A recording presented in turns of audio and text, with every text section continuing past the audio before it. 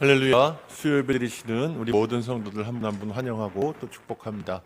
연애 안에 또 예배를 통해서 주시는 기쁨이 있을 줄 믿습니다.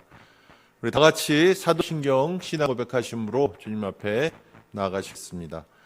전능하사 천지를 만드신 하나님 아버지를 내가 믿사오며 그 외아들 우리 주 예수 그리스도를 믿사오니 이는 성령으로 잉태하사 동정녀 마리아에게 나시고 본디오 빌라도에게 고난을 받으사 십자가에 못 박혀 죽으시고 장사한 지 사흘 만에 죽은 자 가운데서 다시 살아나시며 하늘에 오르사 전능하신 하나님 우편에 앉아 계시다가 저리로서 산자와 죽은 자를 심판하러 오시리라.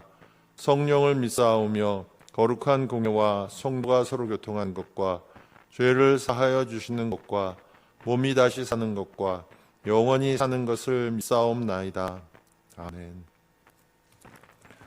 우리 다 함께 찬송가 393장 함께 찬송하시겠습니다.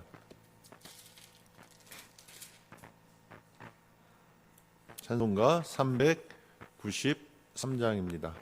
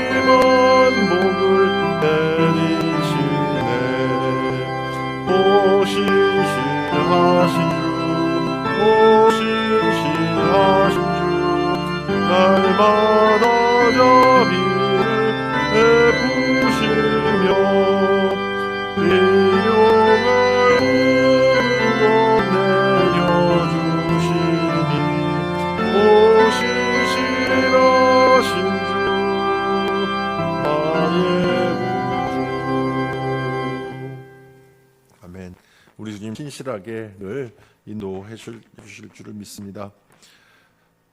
잠깐 기도하겠습니다. 하나님 아버지 감사합니다. 오늘 수요일 주님 앞에 나와 예배드리게 불러주시고 또 우리가 드리는 찬송과 기도 가운데 우리가 드리는 경배 가운데 모든 것들 모든 영광을 홀로 받아주시는 줄 믿고 감사를 드립니다. 특별히 감사하옵기는 이제 우리 주님이 원하시고 기뻐하시는 뜻에 따라서 이 땅 가운데 주님이 원하시는 그러한 일꾼들이 선출되는 귀한 일이 된 줄을 믿습니다. 누가 되든 주님 안에서 정말이지 국민을 위하고 또 주님 뜻에 합당하게 국민을 섬기는 그러한 종들이 세워지는 일이 되도록 주님 도와주시옵소서. 또한 특별히 기도하옵기는 시간 예배를 드릴 때 우리가 영과 진리로 주님 앞에 예배 드릴 수 있게 도와주시옵시고, 세상 여러 가지 분주했던 일들 다 이제 잊고 이 시간 온전히 주님만을 바라보며 예배로 주님께 영광 돌릴 수 있도록 성령께서 우리의 마음과 생각을 주장하여 주시옵소서. 늘 주님께서 돌보시는 가운데 주님의 자녀들이 영육의 강건함으로 생활할 수 있도록 도와주실 때 이 시간 주 앞에 나와 기도하며 예배드리는 우리의 심령이 주님의 보혈로 씻김바 되고 또 주님의 은혜로 말미암아 충만할 수 있도록 은혜 베풀어 주시옵소서. 우리 생명의 교회를 사랑하여 주시옵시고 이제 계속하여 복음을 증거하며 예수님의 제자로 그 사랑을 실천하여 나아갈 때 무엇보다도 예수님을 닮은 예수님의 형상으로 날로 변화되어지고 부흥하며 성장하는 교회 되기에 부족함이 없도록 주님 도와주시옵시고, 이 일을 위하여 모두가 제자되어 주님을 위하여 나아가는 복된 우리 생명의 교회 될 수 있도록 축복하여 주시옵소서. 특별히 힘들고 어려운 이때 정말 이제 물가도 또 여러 가지 금리도 또 국제 정세도 여러 가지 면에서 또 삶의 여러 가지 팍팍한 그런 어려움들이 많지만, 그러나 주님께서 자녀들을 사랑하시고 지켜주시는 가운데 모든 것을 뜻대로 역사하시고 이루시는 분이 주님이시오니 주님의 손길 안에서 주의 자녀들의 심령과 삶을 보존하여 지켜주시옵시고, 더욱 도리어 힘들고 어려운 때에 주님의 돌보심으로 말미암아 굳건하게 그 삶의 자리가 세워지고 또 번성해지는 놀라운 축복이 임할 수 있도록 주님 도와주시옵소서. 육신의 질병으로 인하여 고통당한 주님의 자녀들을 주께서 친히 보혈로 다 씻어주시고 깨끗게 하여 주심으로 말미암아 나아 먹고 강건케 되어지는 역사가 있도록 주님 도와주시옵소서. 그러니까 말씀을 전할 때 주님이 홀로 말씀 전하여 주시옵시고, 듣는 저희들 우리의 심령에 겸손히 그 말씀을 듣고 새기며 그 말씀대로 실천해 나갈 수 있도록 주님 도와주시옵시고, 그 말씀이 힘이 되어 우리의 삶 속에서 살아 역사하시는 주님의 인도하심 따라 능력 있게 살아갈 수 있도록 주님 도와주시옵소서. 예배 처음 끝을 온전히 다 주님이 모든 것 주장하시고 받아주시기만을 간절히 바라옵고 나오며 예수님의 이름으로 기도드립니다. 아멘.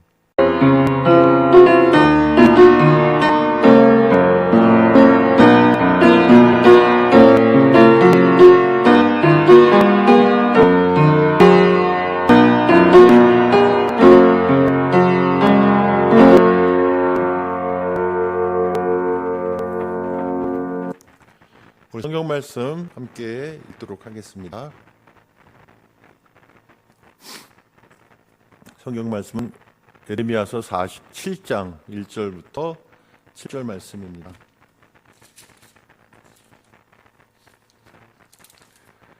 구약성경 1126쪽 예레미야서 47장 1절부터 7절 말씀 제가 읽겠습니다.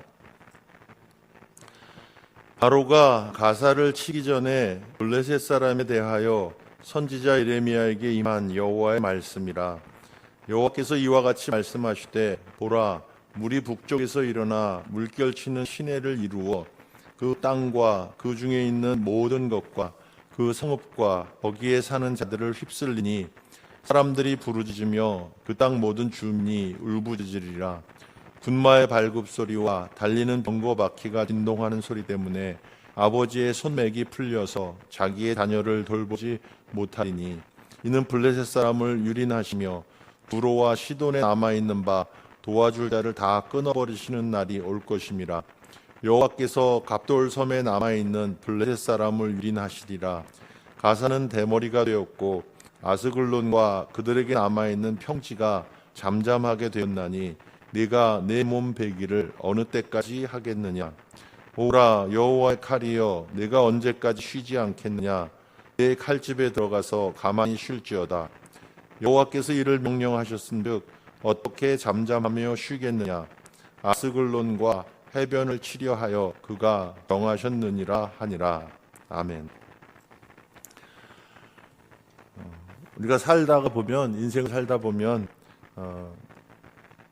나에게 있어서 항상 호의적이고 또 선하고 또 내게 기쁨이나 혹은 즐거움을 주고 또 용기나 위로와 격려를 주는 그런 사람을 만날 때가 있습니다. 또 그런 사람만 만약 만나고 산다면 그런 인생은 정말 행복하고 복 있는 복받은 그러한 인생이다라고 말씀드릴 수 있을 것입니다. 근데 실제로 세상을 살고 인생을 살아보면 항상 그렇지 않죠. 왜냐하면 도리어 나를 괴롭히거나 또 나에게 고통을 안겨주는 힘겹게 하는 그런 사람도 만나기 때문입니다. 학교에서도 또 직장 일터에서도 또 사람과 관계 안에서 그러한 그 사람들을 만날 때가 있기도 한 것입니다. 그럴 때 그런 그 괴로움의 시간, 고통의 시간이 길어지면 참고 인내하기가 참 어렵습니다. 또 그 사람으로 인해서 그 존재로 인해서 몸도 마음도 피폐해지고 지치기 쉽고 또 심한 뭐 정신적인 어려움 고통뿐만 아니라 육신적인 그러한 그 고통까지도 나타날 수 있는 것입니다. 그래서 건강을 상하기도 하고 그 고통이나 또 괴로움 때문에 그 마음이 상하기도 하는 그런 일들이 왕왕 벌어지곤 하는 것입니다. 그런 일들은 꼭 사람 개인과 개인의 관계에서만 있는 것이 아닙니다.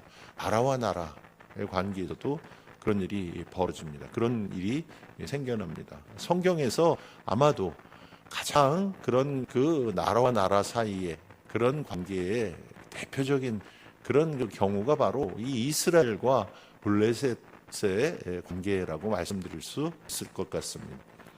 이스라엘 백성들이 애굽에서 나와서 가나안 땅에 들어갈 때부터 시작해서 블레셋이 원래 가나안 땅에 살고 있던 그 족속들이었는데 이스라엘 민족들이 가나안 땅을 정복하고 들어갔지만 그러나 다 정복해서 쫓아내지를 못하고 남아있던 그 본래 가나안에 살고 있던 민족 중에 하나가 이 블레셋 사람들입니다. 근데 이 블레셋 사람들은 그때부터 시작해서 두고두고 말하자면 이스라엘 백성들을 괴롭힙니다. 틈만 나면 뭐 사사기를 보면 이 이스라엘 주변의 다른 여러 모압, 암몬, 뭐 에돔 다른 여러 족속들이 이스라엘을 많이 괴롭힙니다만 그러나 거기에 꼭 빠지지 않고 약방의 감초처럼 등장하는 그런 나라, 그런 민족이 바로 이 블레셋 사람들입니다. 블레셋 이들이 아주 그 이스라엘 백성들을 많이 괴롭히죠. 또 물리적으로 군사적으로 괴롭혔을 뿐만 아니라 영적으로도 이 이스라엘을 괴롭혔다고 그러면 조금 말에 어폐가 있을 수는 있지만 뭐 이스라엘 백성들이 자초한 거니까 그 블레셋 사람들이 영적으로 섬기는 우상신들 때문에 이스라엘 백성들이 가나안 땅에서 영적으로 타락하고 부패합니다. 그 블레셋이 섬기는 우상신들을 이스라엘 백성들이 여호와 하나님과 함께 섬기면서 그로 인해서 결국은 영적인 타락 또 부패가 빚어지게 되고 그로 말미암은 극심한 영적인 고통도 이스라엘 백성들에게 나타나게 되는 것입니다. 그래서 이 블레셋은 항상 이스라엘 백성, 이스라엘이라는 나라에게 있어서는 정말 괴롭힘을 주고 또 고통을 안겨주고 힘겹게 하는 그러한 존재, 그러한 대상이 바로 이 블레셋이었다라고 이렇게 말씀을 드릴 수 있습니다. 근데 지금 오늘 함께 읽으신 이 에레미야서 47장에서는 하나님께서 그 유다 왕국뿐만 아니라 열방의 다른 모든 나라에 대한 그 하나님의 계획 심판을 예언하시면서 우리가 저번에 살펴본 것처럼 애굽도 하나님의 심판을 받을 것이지만 이 블레셋도 하나님의 심판을 받게 될 것이다라는 사실을 보여주고 있는 그런 성경 말씀입니다. 하나님께서 예레미야 선지자에게 블레셋 사람들에게 이 말씀을 선포하고 전하게 하셨습니다. 그래서 그때가 언제냐면 1절에 보면 바로가 가사를 치기 전에 블레셋 사람에 대하여 선지자 예레미야에게 임한 여호와의 말씀이라 이렇게 말씀을 시작하고 있습니다. 이 블레셋이라고 하는 나라는 5개 도시국가가 연합해서 블레셋 족속이 이렇게 하나의 국가로 말하자면 도시국가 5개가 합쳐져서 항상 같은 블레셋 민족으로 하나의 나라처럼 행동했던 그런 나라입니다. 그래서 이런 그 블레셋은 다섯 개 큰 유명한 성경에 자주 나오지요. 다섯 개의 성읍이 대표적인 블레셋 도시 나라 국가입니다. 가사, 또 아스돗, 아스글론, 가드, 그리고 에그론, 이 다섯 개 도시가 블레셋의 강성한 국가들이었고 다 블레셋 사람들이에요. 그 다섯 개의 도시를 거점으로 해서 강력한 연합 국가를 이루어서 하나의 국가로, 블레셋 국가로 이스라엘 백성들을, 또 이스라엘을, 국가를 괴롭히고 있었던 것입니다. 근데 지금 본문에 보면 애굽의 왕 바로가 가사, 다섯 개 도시 국가 중에 하나, 블레셋 다섯 개 도시 중에 하나인 가사를 침공하기 전에 하나님께서 이렇게 말씀을 전하게 하셨다라고 증거하고 있는 것입니다. 블레셋도 하나님이 치시는 겁니다. 애굽만 치시는 게 아니라 블레셋도 하나님이 치세요. 그런데 그때가 언제냐면 이렇게 이제 먼저 애굽이 블레셋을 칠 것에 대해서 말씀을 하고 있습니다. 실제로 이제 역사학자들은 이 바로 애굽의 왕 바로가 블레셋을 공격한 그때가 주전 610년에서 601년 사이 어느 한때일 거다, 이렇게 생각을 추정을 하고 있습니다. 바로 느고, 애굽의 왕 느고가 바로일 때 그때 이제 이 가사를 공격했을 것이다, 이렇게 추측을 하고 있습니다. 가사는 그 다섯 개의 블레셋 도시 국가 중에서 제일 남쪽에 있는 도시예요. 성입니다. 강력한 요새죠. 다 성읍인데 제일 남쪽에, 그래서 가사가 애굽하고 제일 먼저 맞닿아요. 그리고 그 교통로가 지나다니는 그런 그 길의 길목에 아주 요충에 있었기 때문에 애굽이 제일 먼저 블레셋을 치려고 하면 블레셋의 다섯 개의 도시들 중에서 그 성읍 중에서 제일 남쪽에 있었던 가사부터 치게 되는 것입니다. 그래서 본문에서 이 말씀이 임하던 때가 바로 그때다. 그래서 실제로 이제 블레셋은 애굽의 침공을 받습니다. 근데 예레미야 선지자가 이런 말씀을 전할 때는 블레셋도 그렇게 이스라엘을 괴롭혔지만 그러나 블레셋도 유다와 신세가 크게 다르지 않아요. 역시 블레셋도 마찬가지로 애굽, 남쪽으로 애굽, 또 북쪽으로는 바벨론, 그리고 아수르, 이 세 나라 강대한 제국들 사이에서 유다가 아주 고생을 하는 것처럼, 힘을 잃고 갈팡질팡 고통을 당하고 틈바구니에서 환난을 당한 것처럼 블레셋도 다를 바가 없었습니다.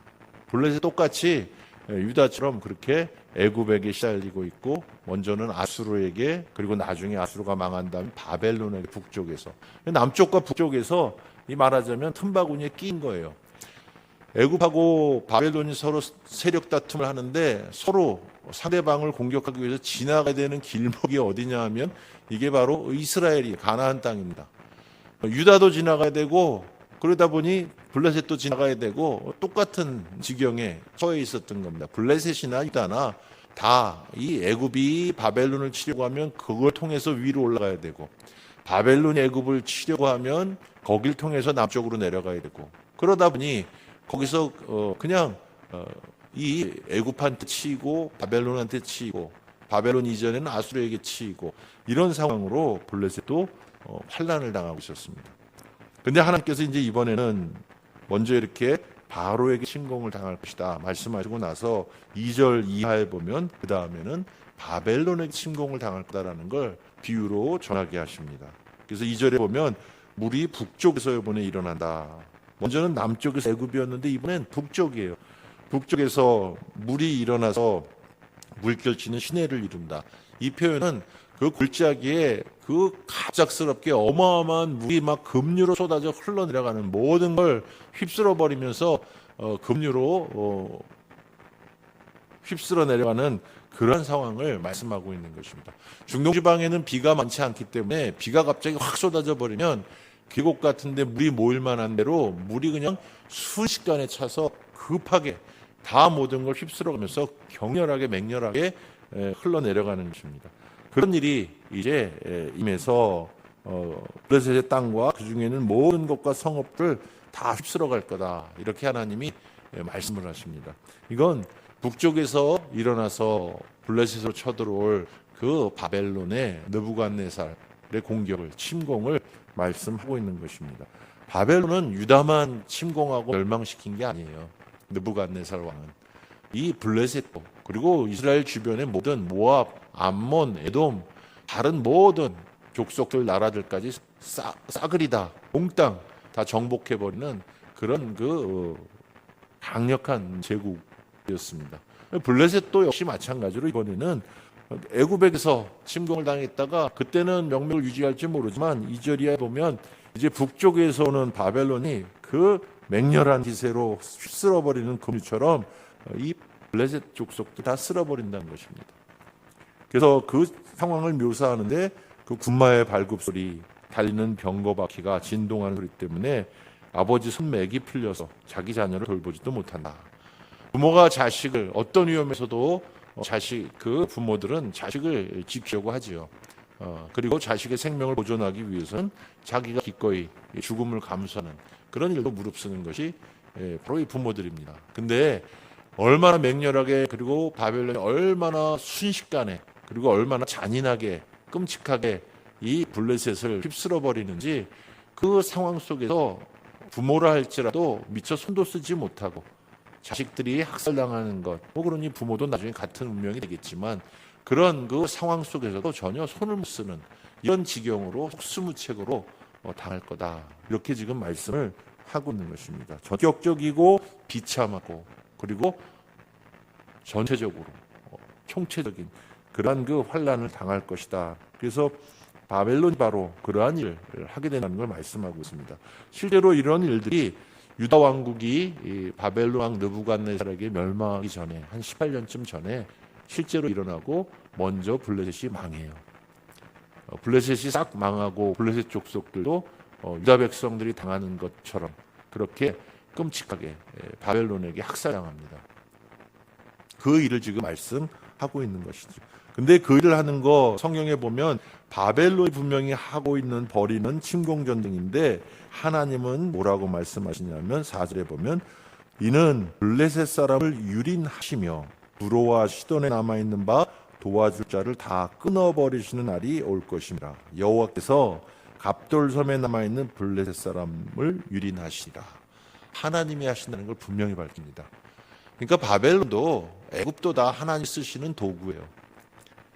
블레셋을 심판해버리시는 그런 도구가 된 것입니다. 갑돌섬이라고 하는 것은 오늘날로 치면 지중해에 있는 크레타 섬입니다. 본래 블레셋 사람들이 그쪽 해안으로 해서 가나안 땅으로 들어왔거든요. 그래서 오늘날의 크레타 섬 주변에도, 지역에도 블레셋 사람들이 같이 살았어요. 두로와 시돈은 블레셋하고 연합을 맺고 있었습니다. 그래서 애굽하고도 싸워야 될 때 싸우고, 또 아수르나 바벨론과 대적할 때도 연합국가를 이루어서 대적하려고 노력을 했었던 겁니다. 사실은 블레셋, 두로, 시돈, 모압, 암몬 다 서로가 연합국을 이루려고 했지만 소용이 있나요? 바벨론 앞에 다 그냥 격파당하고 마는 것입니다. 또 심지어 지금 본문에 있는 것처럼 크레타 섬 지역의 블레셋 사람들까지도 이 바벨론 사람들이 바다까지 나가서 거기까지 쓸어버린다고 이렇게 말씀을 하고 있습니다. 이건 다 하나님이 행하시는 겁니다. 바벨론 사람들을 도구로 사용해서 하나님이 쳐버리시는 거예요. 그래서 가사는 남은 게 없다, 대머리가 되었다는 건 황량하게 황폐해진다는 겁니다. 아주 그냥 남는 것이 없다. 아스글론 거기도 평지가 된다, 잠잠하게 된다, 이렇게 말씀을 하고 있는 겁니다. 분명한 그 블레셋에 대한 하나님의 심판의 메시지가 본문에 나와 있는 것입니다. 한 가지 우리는 궁금하게 생각이 되지요. 블레셋은 또 왜 그랬을까? 유다는 하나님 앞에 패역하고, 하나님 앞에 우상을 섬기고, 하나님 앞에 교만해서 하나님의 뜻을 거스르고 하나님을 무시하면서 하나님과의 약속을 깨뜨렸으니까, 그러니까 하나님께 진노의 심판을 당해서 나라가 멸망했는데, 포로로 끌려가고 애굽으로까지 피했지만 거기도 하나님의 칼이 이르러 결국은 유다 백성들이 하나님 심판을 피할 수 없었는데, 이 블레셋은 왜 그랬을까? 본문에 그 이유가 나와 있지 않아서 좀 궁금해질 수 있는 것입니다. 그러나 똑같아요. 이유가 똑같습니다. 블레셋도 우상을 섬겼어요. 아주 유명한 블레셋의 우상신 세 개가 있죠. 다곤하고, 그죠? 바알세불하고 아스타롯. 이 아주 유명한 성경에 나오는 우상의, 가나안 우상의 대표적인 그런 그 우상들입니다. 다곤, 또 아스타롯, 바알세불, 물론 이제 아세라라고 있는데 그 아세라가 아스타롯의 다른 이름이기도 하고 이 아주 대표적인 우상들이거든요. 이스라엘 백성들이 섬겼던 따랐던 우상들 중에 대표적인 게 바로 이 블레셋 족속의 우상들입니다. 블레셋 족속들이 이 우상을 섬겼어요. 하나님 보시기에는 모든 우상을 섬기는 인생들은 가증스러운 것입니다. 하나님 외에 다른 것들을 신이라 칭하는 것부터 시작해서 도리어 참되신 하나님을 거부하고 부인하고 또 비웃으면서 다른 것들을 신 아닌 것들을 신으로 받드는 그러한 일들이야말로 하나님이 가장 패역한 일로 여기시는 거죠. 그렇기 때문에 하나님께서 그 일로 블레셋에게 진노하고 계셨던 겁니다. 더군다나 블레셋은 말씀드린 것처럼 하나님의 백성 이스라엘을 끊임없이 괴롭혔어요. 끊임없이 괴롭혀서 사사기에 보면 말씀드린 대로 이스라엘 백성들을 가장 힘들게 했던 그러한 그 압제하는 족속 중에 하나가 바로 이 블레셋 족속들입니다. 대대로 이스라엘 백성을 괴롭히고 하나님의 백성을 괴롭히고 무엇보다도 하나님을 비우고 조롱하면서 자신들의 우상신이 참된 신이라고 내세우면서 이제 이스라엘 백성들을 굴복시킬 때마다 이스라엘 신 여호와가 다곤에게 무릎을 꿇었다. 아스다롯에게 무릎을 꿇었다. 바알세불에게 무릎을 꿇었다. 이런 식으로 하나님을 모독했습니다. 이게 다 하나님이 길이 참으시던 그런 일들이었죠. 그러나 이제 때가 되시니까 하나님은 더 이상 지체하지 않으십니다. 바로 이제 심판을 하시는 거죠. 결정적으로 블레셋의 그 심판의 원인 이유가 6절에 나옵니다. 이유하고 똑같아요. 이들이 하나님을 심판이 임하는 상황 속에서도 하나님을 우습게 알았습니다. 자기들이 스스로 주인 되기를 멈추지 않고 하나님이 하신 일을 자기들 마음대로 판단하고 그리고 결정하고 그러고 이래야 된다 저래야 된다 이렇게 하나님한테 훈수를 두는 이런 기가 막힌 패역한 모습을 보여줍니다. 6절에 보면 이들이 이렇게 얘기합니다. 그들이 이제 5절에 보면 내가 내 몸베기를 어느 때까지 하겠느냐. 하나님의 심판이 임할 때 이 블레셋 족속들 우상 가나안 우상의 특징이 뭐냐면 자기 몸을 상하게 해요. 이게 그 신을 그만큼 더 아주 열렬하게 뜨겁게 섬기는 그런 증표라고 생각을 합니다. 이게 가나안 우상 숭배의 특징인데 자기 몸을 해할 뿐만 아니라 심지어 자기 자식들 또 다른 사람을 인신제물로 바치는 이런 짓을 하는 게 가나안 우상 숭배의 특징이에요. 하나님이 가증스럽게 다 보고 계셨던 겁니다.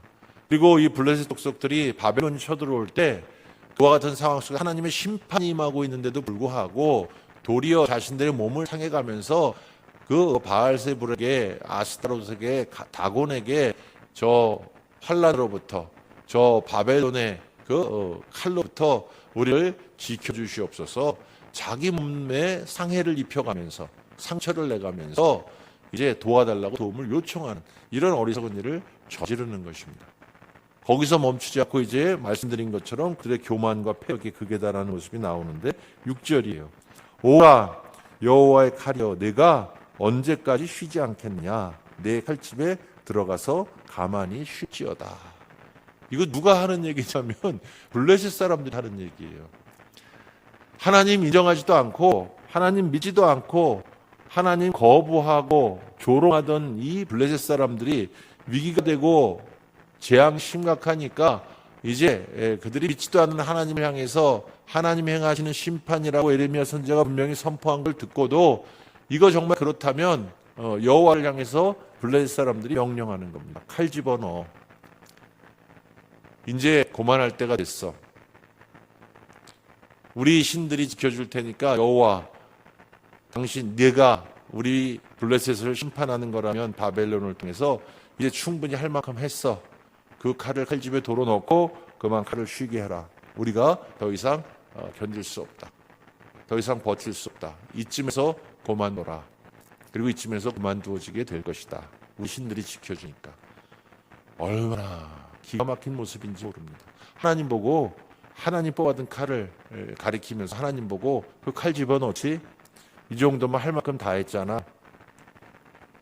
이제 고만할 때가 됐지. 우린 고만할 때가 됐다는 걸 알고 있어. 더는 우리 어쩌지 못해. 그러니까 그 칼 집어넣고 칼 그만 쉬게 해. 이러고서 하나님 조롱하는 것입니다. 교만이지요. 패역입니다.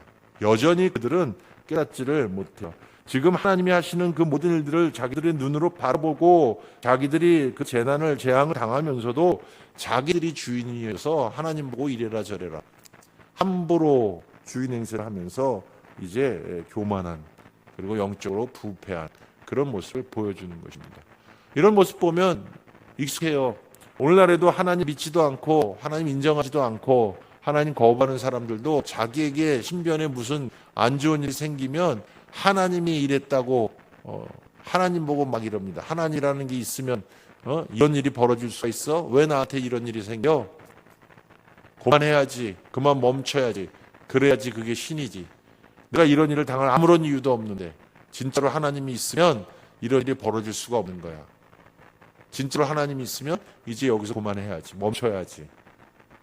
이게 똑같은 모습이거든요. 블레셋 사람들이요 똑같은 반응을 보이는 것입니다. 그만해야지.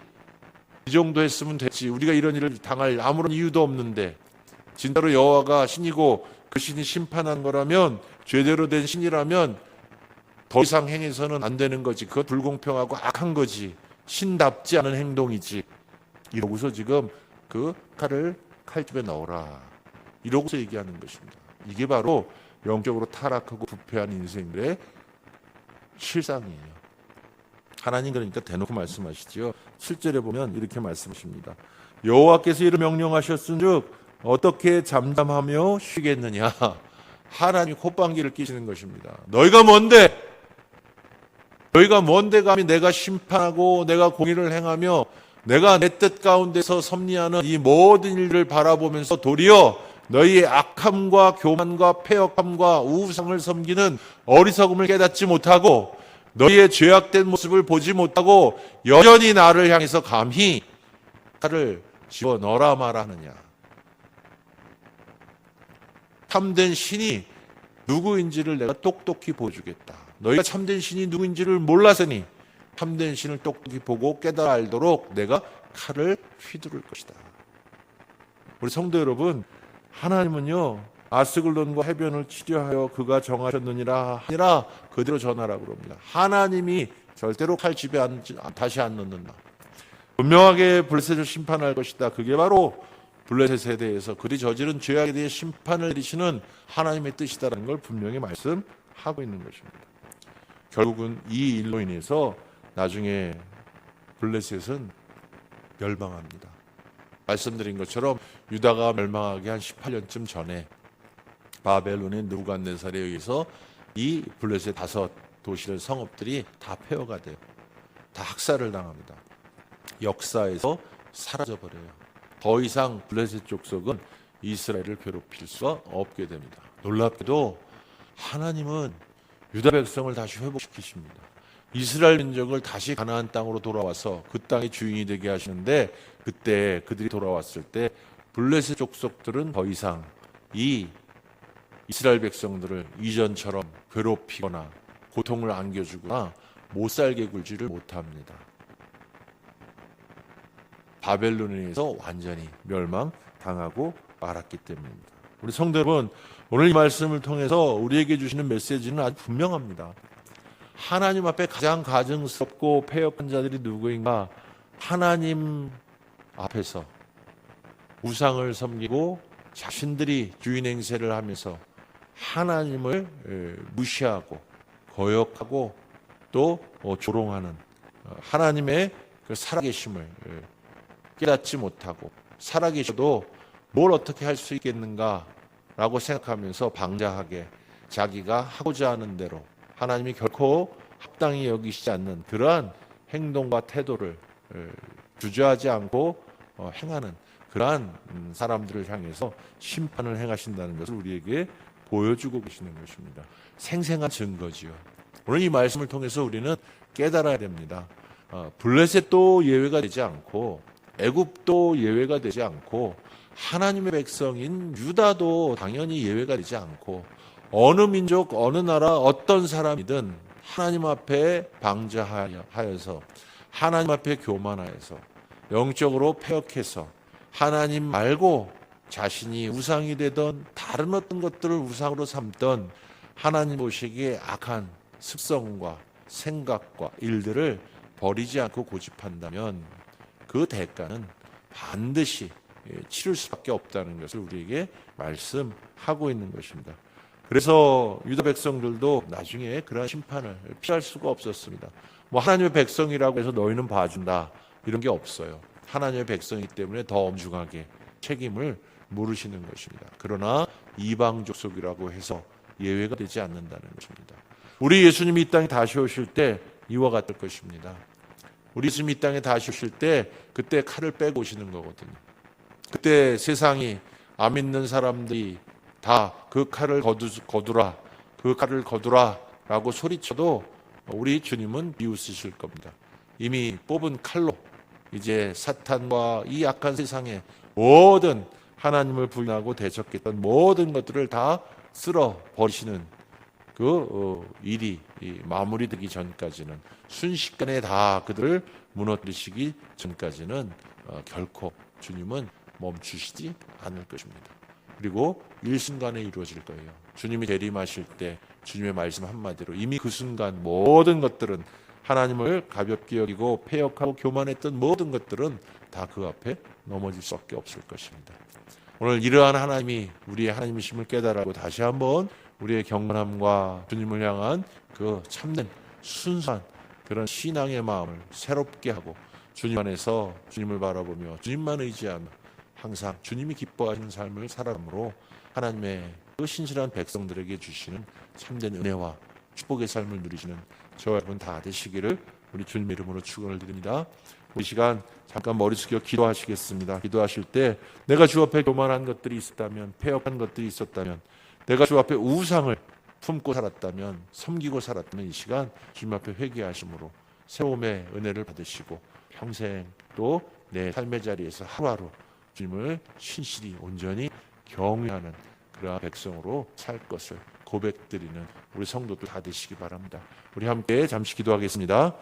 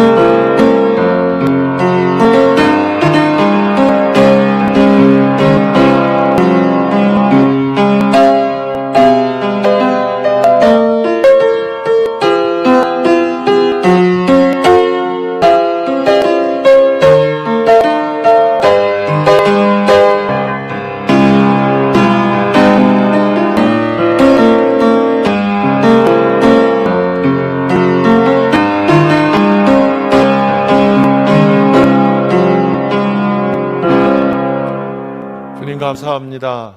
하나님을 경외하며 신실하게 주님을 따라가며 늘 순전한 믿음으로 겸손히 주님의 뜻에 부복하여 믿음으로 살아가는 저희들 되게 도와주시옵소서.